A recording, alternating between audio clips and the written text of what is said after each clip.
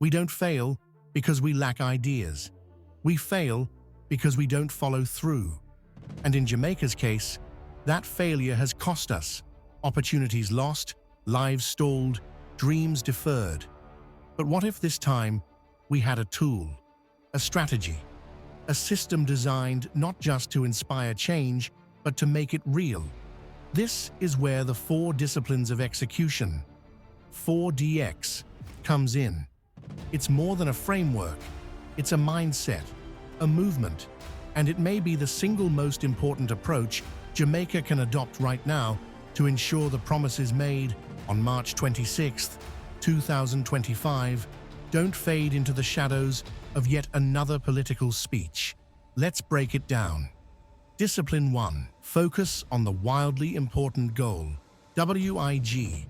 We can't chase everything. If everything is important, then nothing is. Jamaica must decide on 2 or 3 national priorities that we can rally the country around. Wildly important goals, WIGs. Think of it this way. If we had to accomplish just a few things, the kind of goals that would change the nation's trajectory, what would they be? It might be reducing transnational crime by 15% by 2026. It might be increasing U.S. investment in Jamaican industries by 10% annually for the next 5 years.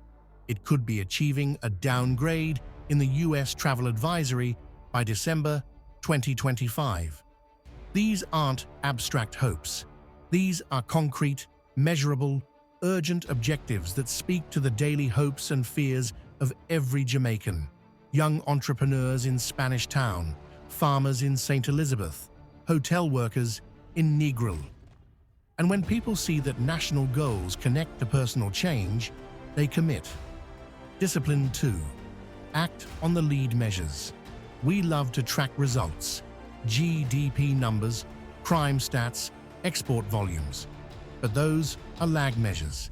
They tell us what already happened. To change the future, we must focus on what we can do today. That's where lead measures come in.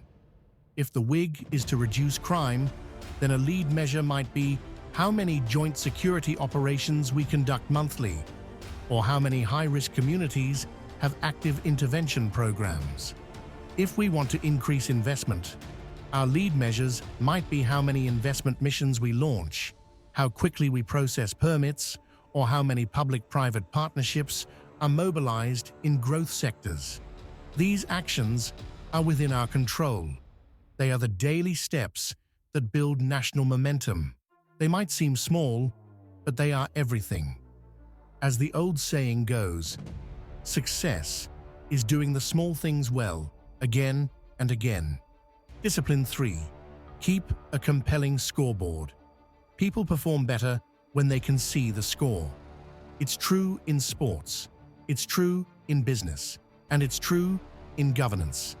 A powerful scoreboard isn't a spreadsheet in a back office, it's a bold, visual, real-time display of how we're doing. Picture this, a national crime reduction dashboard, visible in every police station, a progress bar showing how close we are to hitting foreign investment targets, displayed in airports and business centers, a digital countdown to the travel advisory downgrade, broadcast in schools, government offices, and town halls. These tools don't just inform, they motivate. When Jamaicans can track progress with their own eyes, we create shared ownership. We build belief. And most importantly, we build pressure. Because when everyone sees we are falling short, leaders move quickly. Discipline 4. Create a cadence of accountability. This is where the real change happens. Every week, teams must meet. Not for talk, not for blame, for results. They must review the scoreboard. They must report on lead measures. They must commit to the next step. The Minister of National Security must say what the next move is. Jampro must explain how they are closing investment leads. The Ministry of Tourism must show how they are addressing concerns from U.S. officials. Accountability isn't punishment, it's power. When leaders know they must show up and deliver, they shift from excuses to execution. These short, sharp accountability sessions drive clarity, urgency, and progress. And when done consistently, they transform how institutions behave. Suddenly, things start getting done. Not in 5 years, but now. Now let's go deeper. Let's say we choose transnational crime as a national WIG. A joint task force is created. They meet every Monday. They know the goal: a 15% reduction by year's end. Their lead measures are clear. They track them on a dashboard. And every week they ask, are we moving the needle? If not, what must change? That's not theory. That's how winning nations work. Or take the travel advisory. What if the Ministry of Tourism launches a monthly newsletter to the U.S. State Department? What if Jamaica's embassies hold regular safety briefings? What if we run a targeted media campaign to show that Jamaica is not the same Jamaica from 5 years ago? Execution isn't sexy. It doesn't grab headlines, but it gets results.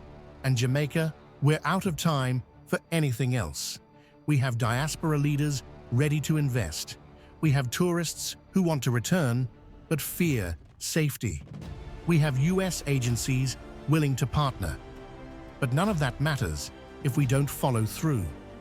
Execution is the bridge between potential and performance. This is our chance to become the nation we talk about in our anthem. A place of peace and justice. A place of work and opportunity. A place where words are not just spoken, but delivered on. But here's the reality. Execution takes a team. One ministry can't do it alone. One leader can't carry it all. We need cross-sector collaboration, civil society, faith-based groups, the private sector, youth leaders.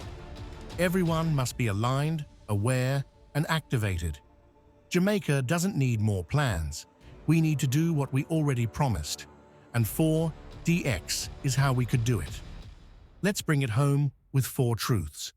Bonus fact number 1. Countries that use 4DX consistently outperform their targets because the system makes accountability inescapable. Bonus fact number 2. Jamaica's first major U.S. investment missions under this model could unlock hundreds of millions in nearshoring jobs. Bonus fact number 3. A 10% reduction in crime could result in a 25% increase in tourism bookings over the next 2 years. Bonus fact number 4.